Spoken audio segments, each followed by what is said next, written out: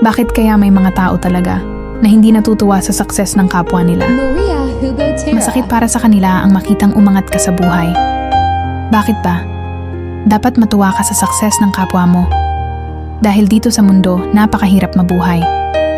Kung umasenso man ang isang tao dahil sa pagsisikap niya, dapat masaya ka para sa kanya. Dapat ipagmalaki mo siya. Dahil pinaghirapan niya yan para mapabuti ang buhay niya, ang pamilya niya. Di mo kailangan kainggitan, kahit gaano pa kaliit ang success. O kahit simpleng pag-asenso ng isang tao, dapat kang matuwa dito.